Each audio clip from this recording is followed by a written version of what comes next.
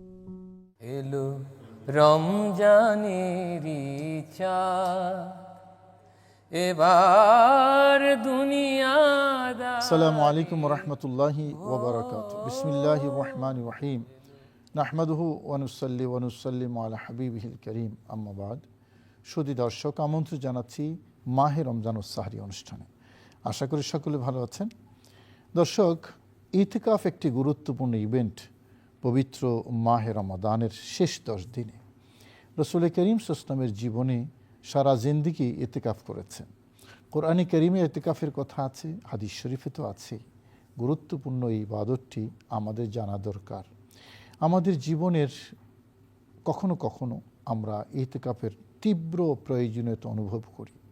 মনে চায় নিবিড় নিবৃতে রবেরকে একটু ডাকি, রবের সাথে থাকি, রবের ইবাদত করি, দুনিয়ার সব সম্পর্ক ছিন্ন করে একাকী যাপন করি। এটাই ইতিকাফ। আজ আমরা ইতিকাফ নিয়ে কথা বলবো। আজকের আলোচনা অংশগ্রহণ করার জন্য উপস্থিত হয়েছেন ময়মনসিংহ গার্লস ক্যাডেট কলেজের সম্মানিত প্রভাষক তরুণ আলেমদ্বীন মাওলানা নাজমুল হাসান জুন্নুন। আসসালামু আলাইকুম রহমতুল্লাহ। ওয়ালাইকুম আসসালাম রহমতুল্লাহ। তো কোরআন এবং হাদিসের আলোকে ইতিকাফের তাৎপর্য আপনার কাছে শুনবো। ইতিকাফ শব্দের শাব্দিক অর্থ হচ্ছে আবদ্ধ রাখা। মুমিন বান্দা রমজানের শেষ দশকে রাসূল আকরাম সাল্লাল্লাহু আলাইহি ওয়াসাল্লাম এবং সাহাবীগণকে অনুসরণ করে মসজিদে নিজেকে আবদ্ধ রেখে আল্লাহ রাব্বুল আলামিনের নৈকট্য লাভের জন্য যে ইবাদত বন্দেগী করে তাকেই আমরা বলি ইতিকাফ। ইতিকাফের কথা আল্লাহ রাব্বুল আলামিন কুরআন মাজিদে সূরা বাকারার 125 নম্বর আয়াতে আল্লাহ পাক বলছেন, ওয়াত্তাখিযু মিন মাকাম ইব্রাহিম মুসাল্লা। তারপর আল্লাহ পাক বলছেন, ওয়া আহিদনা ইলা ইব্রাহিম ওয়া ইসমাঈলা আন তাহহিরা বাইতি লিত-তাইফিনা ওয়াল আকিফিনা ওয়ার রুকআইস সুজুদ। আল্লাহ পাক মাকামে ইব্রাহিমকে নামাজের জায়গা হিসেবে গ্রহণ করার পরেই আল্লাহ রাব্বুল আলামিনের এই যে ঘর, সেটিকে পবিত্র করার জন্য পিতা এবং পুত্র আমাদের সাইয়্যিদানা হযরত ইব্রাহিম আলাইহিস সালাম আদি পিতা এবং আমাদের রাসূল আকরাম সাল্লাল্লাহু আলাইহি ওয়াসাল্লামের পূর্বপুরুষ হযরত ইসমাঈল আলাইহিস সালামকে বলছেন যে আপনারা দুইজনে আমার এই ঘরকে পবিত্র করুন, মসজিদ হারামকে। কেন পবিত্র করুন? পবিত্র করার জন্য আল্লাহ রাব্বুল আলামিন কয়েকটি উদ্দেশ্য বর্ণনা করেছেন। 1 নম্বর উদ্দেশ্য হচ্ছে আমার হাজিগণ এই ঘরকে তাওয়াফ করবে এবং এইখানে ইবাদতকারীরা ইতিকাফে নিজেদেরকে আবদ্ধ রেখে আমার নৈকট্য তালাশ করবে। আর কি করবে? তারা রুকু করবে এবং সিজদা করবে। আমরা রুকু সিজদার মাধ্যমে যেভাবে আল্লাহর নৈকট্য অর্জন করি, তাওয়াফের মাধ্যমে যেভাবে আমরা আল্লাহ রাব্বুল আলামিনের নৈকট্য অর্জন করি, ঠিক একইভাবে আমরা ইতিকাফের মাধ্যমেও আল্লাহ রাব্বুল আলামিনের নৈকট্য অর্জন করি।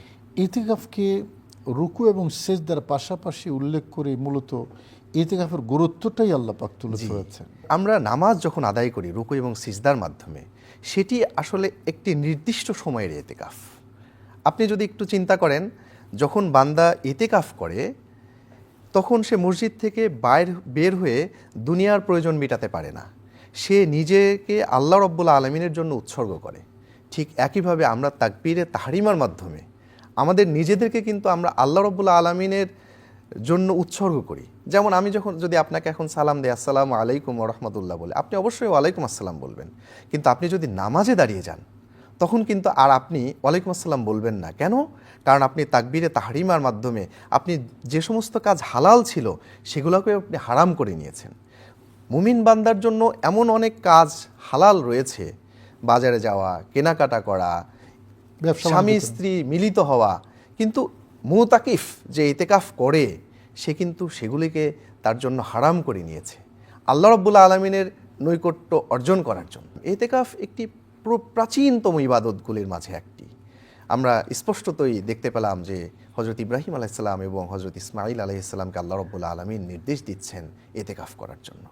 ঠিক একইভাবে আমরা যদি দেখি তাওরাত নাজিলের সময় আমার সাইয়্যিদানা হযরত মুসা আলাইহিস সালাম কিন্তু আসলে যে সূরতে ছিলেন, যে অবস্থাটিতে ছিলেন, সেটিও কিন্তু এক ধরনের ইতিকাফ তুর পর্বতে।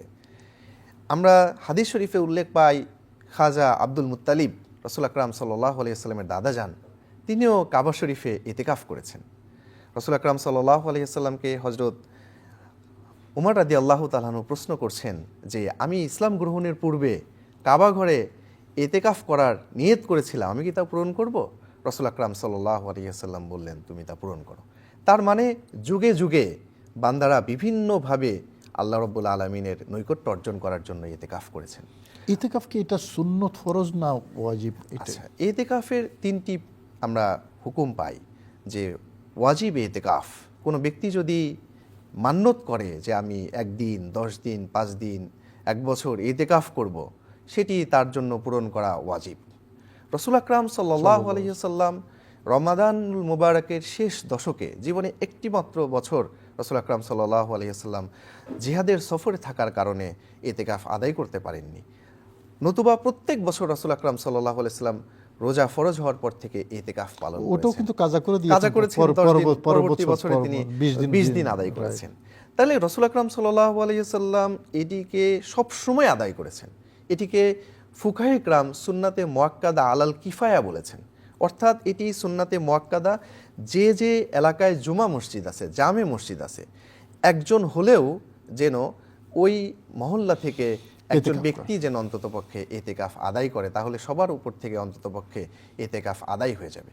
আর নফল এতেকাফ আমরা যখনই মসজিদে প্রবেশ করছি, কিছু সময় মসজিদে অবস্থান করছি, আল্লাহ রাব্বুল আলামিনের নৈকট্য লাভের জন্য আমরা এতেকাফ আদায় করতে পারি, অথবা রমজানের অন্যান্য সময় আমরা এতেকাফ আদায় করতে পারি। আর আমরা পুরুষরা অবশ্যই জামে মসজিদে এতেকাফ আদায় করার চেষ্টা করতে হবে। যদি জামে মসজিদ না থাকে, তাহলে যে সমস্ত মসজিদে 5 ওয়াক্তের নামাজ আমরা ওয়াক্তিয়া মসজিদ বলি বা ইবাদতখানা বলি, সেখানেও এতেকাফ আদায় করা যাবে। কিন্তু আমাদের চেষ্টা করা উচিত যেন জামে মসজিদে এতেকাফ আদায় করা। আমাদের সমাজে এক ধরনের বিভ্রান্তি ছড়ানো হচ্ছে আমাদের মা বোনদের এতেকাফ নিয়ে। এই ফিতনার যুগে অনেকে বলছে যে মা বোনেরাও মসজিদে ইতিকাফ করবে, নাউজুবিল্লাহ মিন যালিক। অথবা রাসূল আকরাম সাল্লাল্লাহু আলাইহি ওয়াসাল্লাম স্পষ্টভাবেই বলেছেন যে খায়রু মাসাজিদিন নিসা কায়রু বুয়ুতিহিন্না, তাদের যে ঘরের কর্নার, কারণ যে একটি নির্দিষ্ট কর্নারে যদি তারা ঘরের এই রমজানের শেষ দশকে নির্দিষ্ট ঘরের বসে তারা যদি আল্লাহ রাব্বুল আলামিনের ইবাদতে লিপ্ত হন, সেটিই তাদের জন্য ইতিকাফ। ইতিকাফের জন্য রোজা শর্ত।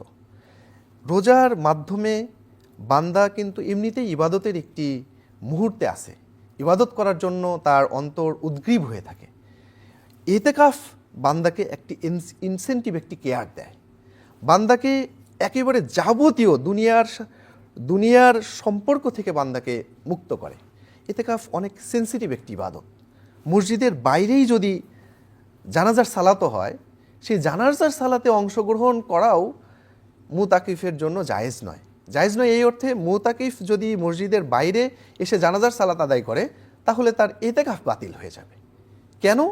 কারণ আমাদের জীবনের যে সুপ্রিম উদ্দেশ্য, আল্লাহ রাব্বুল আলামিন যে বলেছেন ওমা খলাকতুল জিন্না ওয়াল ইনসা ইল্লা লিয়াবুদুন, মুতাকিফ মসজিদে আবদ্ধ থেকে সে শুধু আল্লাহর ইবাদতই করবে। সে নামাজ পড়বে, সে কোরআন তিলাওয়াত করবে, জিকির আজগার করবে, রাসূল আকরাম সাল্লাল্লাহু আলাইহি ওয়াসাল্লামের প্রতি দুরূদ পাঠ করবে, রাসূল আকরাম সাল্লাল্লাহু আলাইহি ওয়াসাল্লামের নাত পড়বে, রাসূলুল্লাহ সাল্লাল্লাহু আলাইহি ওয়াসাল্লামের জীবন পড়বে, সিরাত পড়বে। যে সমস্ত আমাদের সমাজে দেখা যায় যে বর্তমান সমাজে অনেকে ইতিকাফ করছেন কিন্তু সময়টিকে ঘুমিয়ে কাটিয়ে দিচ্ছেন, গল্প করছেন, ইতিকাফের যে মূল স্পিরিট সেটি তারা অনুধাবন করতে পারছেন না।